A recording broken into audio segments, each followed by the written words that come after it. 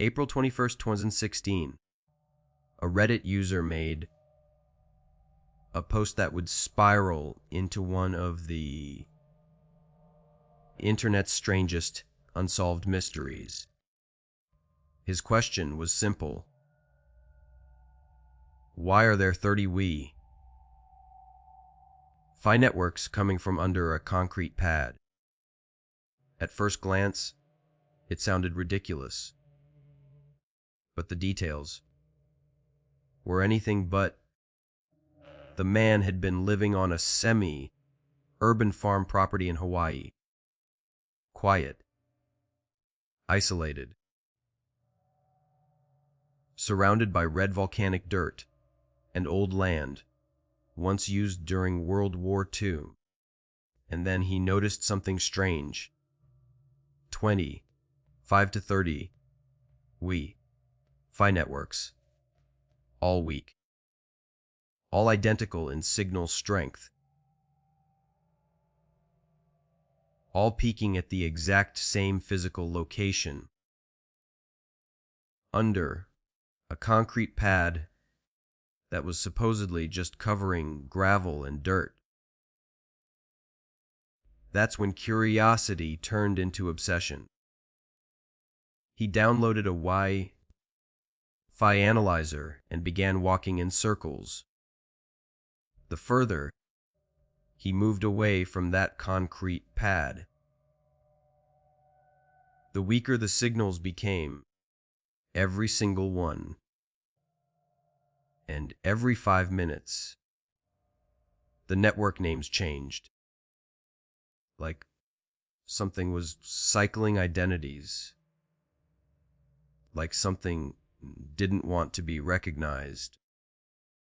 He escalated. He brought out a thermal imaging device. There was a hot spot, a concentrated one, directly beneath the pad. He drilled holes, several as control samples. Then he poured water into each one. Only one hole drained. The one directly above the heat signature. The others overflowed. Something was beneath that concrete, and it wasn't natural. He mentioned power lines nearby, disconnected from the main grid. A wealthy neighbor, a steel frame building, old military land from World War II. No officially reported bases there, but he was convinced there are underground facilities here. Photos followed, a breaker set up with conduit, running toward the hot spot, a bucket that reminded him of something from Breaking Bad, a concrete slab twice as thick as the surrounding area, reinforced with river rock. Hard, unusually hard. He drilled closer. 2 feet from the hot spot. He said the heat became unbearable, like standing next to a compost bin. But there was no biological activity, just red volcanic soil. Then, the thread stopped. No conclusion. No explanation. Other users asked if he could connect to the networks. He couldn't crack the passwords. Suspicion grew around an eBay seller linked to his old boss. Strange listings. Faulty hard drives. Broken electronics. Then suddenly, the reviews went private, as if someone noticed they were being watched. The story spiraled into conspiracy, even brushing against the infamous 2016 Pisaget theory. Then came the twist. It was later claimed the Reddit user had mental health issues. His former boss said he once tore a ceiling fan down, believing he was being monitored. Was it paranoia?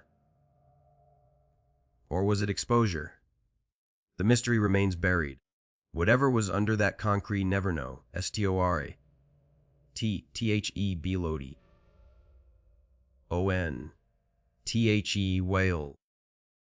December 16th, 2025. A post appeared in a home maintenance subreddit. It was deleted within an hour, but not before someone saved it. The title read, "I cut myself badly in my rented apartment. I don't want to notify the owners. What do I need to make this disappear?" Attached was a photo. The blood splatter wasn't random. It wasn't accidental. It was concentrated, sent around a chip in the wall, as if something struck it. Not sprayed. Impacted. The poster was vague about how he got injured, but his history told a darker story. He admitted to drinking 5 days a week. A month earlier, his girlfriend had left him. She cheated. Left before the engagement ring he ordered arrived. Someone reported the post to an investigation subreddit. The user blocked them immediately, without being contacted. Why react so fast? Was it guilt? Or fear? Was this a man covering up an accident? Or something far worse? There was no follow-up, only silence. STOR. TREETHEATI VISTIOR. A Reddit user known as Random Girl to You. She lived alone in a quiet community of 400 people. She rarely locked her doors. Nothing bad ever happened there. Until she found a tooth on her bedroom floor, right in front of the door leading outside. It wasn't hers. She checked. Ran her tongue across every tooth. They were all intact. Then she remembered. Missing items. Objects slightly out of place. Tiny disturbances she once ignored. Someone suggested the attic. She investigated. Slowly, carefully. There were objects up there. Beer koozies. Loose change. Her belongings. Then confirmation. Someone had been living above her for a very long time. Police got involved. Fingerprints taken. Evidence bagged. And then the truth. The intruder only visited when she was home. It wasn't a squatter. It was a stalker. They found jars. Thousands of tissues. Her missing clothes. Underwear. Evidence of obsession.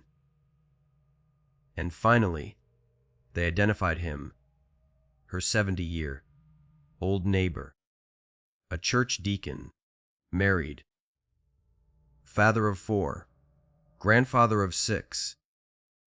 The man who smiled and waved was living above her. The lesson: lock your doors. Always. STORENOL. Bride, North Wales, a quiet countryside. Teenagers bored out of their minds. One night they found a manhole near a train bridge. The next night, they opened it. They climbed down. Inside the bridge was a narrow passage, tight, claustrophobic. At the halfway point, they could see the road below through cracks. It felt like an adventure, until one of them saw something at the far end.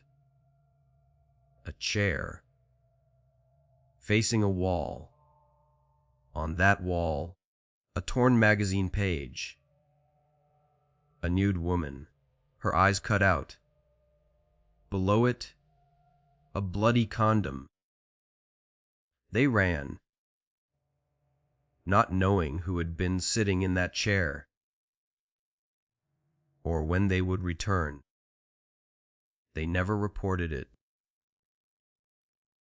but the image stayed with them.